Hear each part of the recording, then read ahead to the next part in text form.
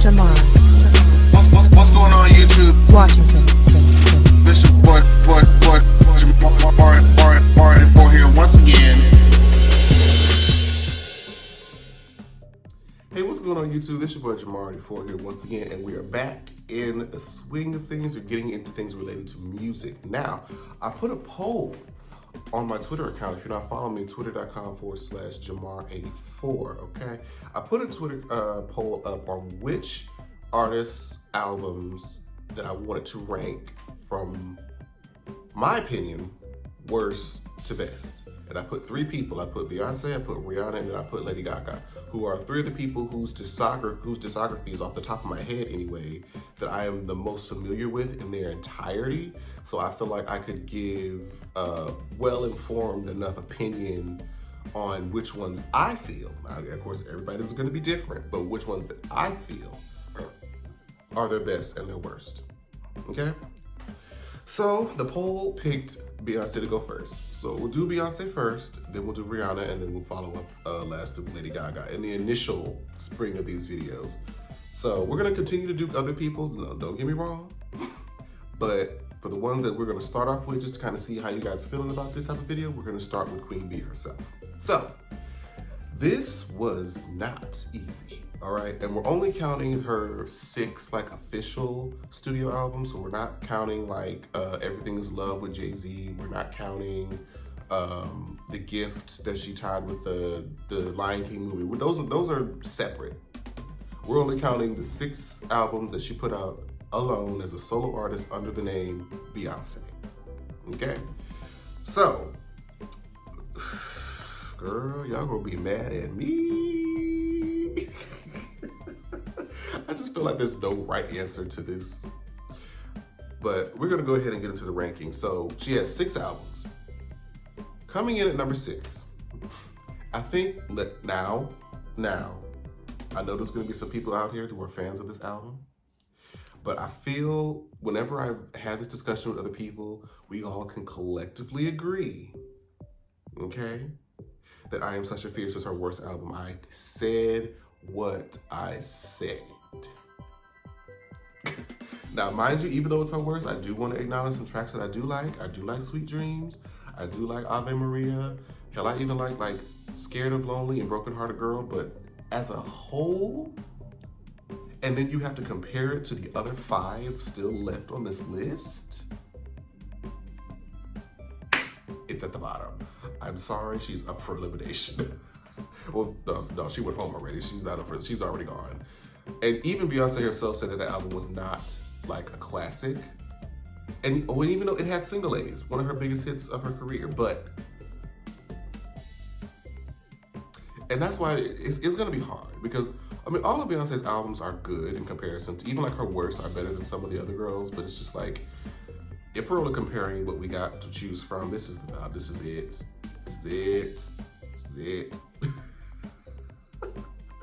So, now we got that one out of the way. Then it becomes a little bit harder for me personally, because it's I have a genuine soft spot for each one of these records for different reasons. And I did not like doing this, but I had to do it for the entertainment purposes. Number 5, I'm going to put, I'm putting her debut album, Dangerously in Love, at number 5. And I'll tell you because I feel like, aside from her singles, of course we know Crazy in Love, Baby Boy, Naughty Girl are staples in each one of her sets. But I have to think about it as a full body of work. That album did not age as well as the albums that have preceded after it, okay? With the exception, of course, of I Am Sasha Fierce, and again, it's not fair to say that because it does have some of her most iconic songs on there, but compared with the remaining 4 that are left, I have to put Dangerously in Love at number 5. Great album, great start of a solo career, but there are others that are just better. There are others that are just better. So, Dangerously in Love is number 5. Now, coming in at number 4, And this is where I feel like I'm gonna start getting some hate mail and death threats. But I, ironically, am going to put 4 at number 4. And I feel like this isn't because due to anything of the quality. I felt like 4 was her way of just kind of wanting to make the music that she wanted to make. Like, it didn't have to have like a formula to it. I felt like before Beyonce may have felt like she had to have like that up-tempo dance song accompanied with like that ballad and that really like high octane like Beyonce song. Like, what did I think of like B-Day? Like, I feel like a lot of people expected 4 to be somewhat like a sound like B-Day was, where like most of the songs were up tempo, and that wasn't really where she was at that moment. She wanted to sort of just make like a less of a pop, but more just like an R&B soulful sound. Like, we'll say this: 4 has some of her strongest vocals of all of her albums, with like I Care, with Start Over. And it was just like she was like singing. And Love on Top, what?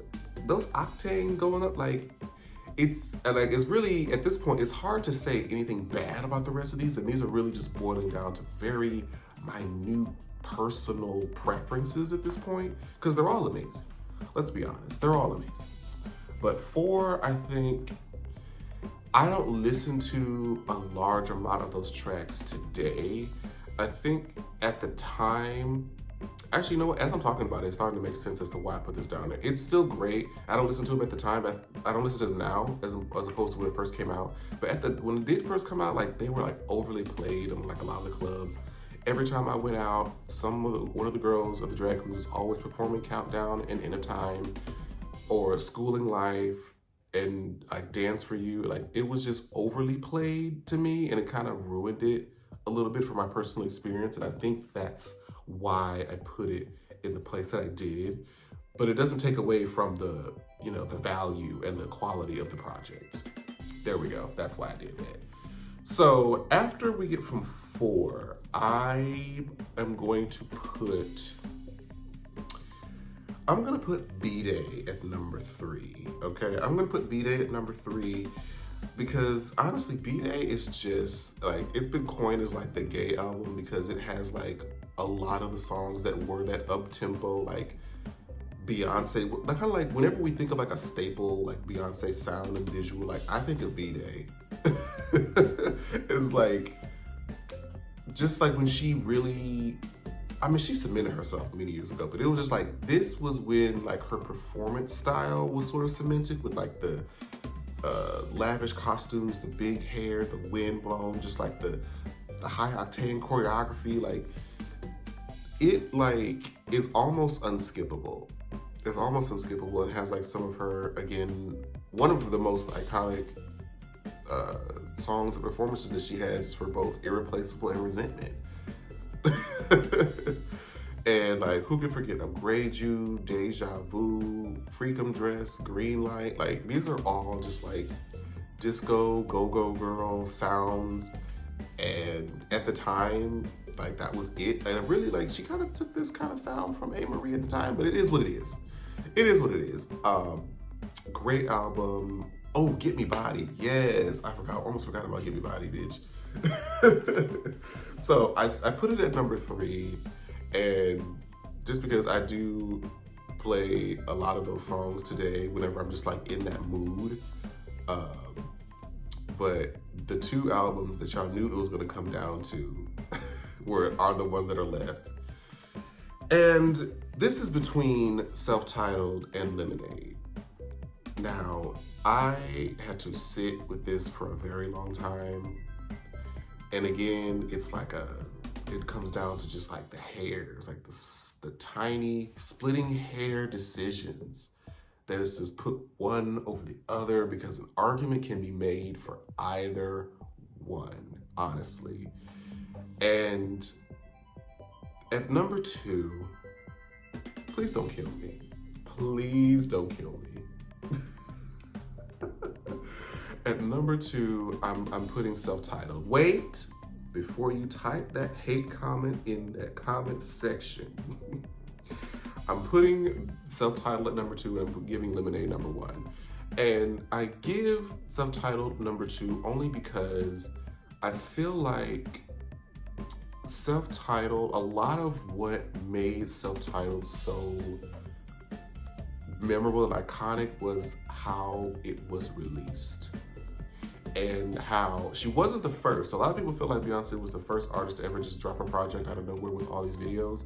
And there was like it hadn't been done in like 20 to 30 years. Like it had been a long time, so people had thought that she was the first. I can't remember the name of the artist who was the first one, or who maybe would not have been the first, but the one to have done it before her. But in the modern age, nobody had ever done that, especially an A-list artist of Beyonce's caliber. So the way that she dropped it out of nowhere on like a random Tuesday or something, with all these videos, every single one of them had a visual, like it was crazy. And a lot of those songs I still play to this day. And I watched a lot of those visuals to this day, and it was just incredible at the time. But the only reason why I have to put Lemonade as number 1 is because Lemonade has came out, 4 years ago at this point? And yet still the nuance, how it's aged, the subject matter, how personal it was, and the story, because it was also a visual album. It came out on HBO. We all watched the Lemonade Project, and it was just the vulnerability, the anger, the angst, just the relatability of the subject matter along with the visuals and how current it still feels to this day. I feel like put Lemonade at number 1 because she was empowering just Black people at the time, and we are still embracing that message to this day, and that's what I feel like puts it at the number 1 spot because of how well the album, the message, and everything has aged, even though it's almost 5 years old at this point. So I still play Lemonade to this day. Like Pray You Catch Me and Don't Hurt Yourself, I think are the highest streamed ones for me, just because I usually have those emotions, and like those are like some of my go-to songs whenever I have those moments of anger, angst, and vulnerability. When Sandcastles and All Night. I can't really dedicate a song or anybody to All Night, the song, just yet because I'm single as hell. But I still love just the message and just to kind of think about, what that would mean to dedicate that song to someone. So that is my list and ranking of all 6 of Beyonce's albums. Whew, that was hard. But let me know what you guys think in the comments. I'd love to know like what your lists are. How different would it be? What would you put at number 1? What would you even put at number 6? Is that different from any of mine? So let me know in the comments below. We'll have that discussion, and then I'll see you guys next time. Bye, guys. Like, share, subscribe. Washington.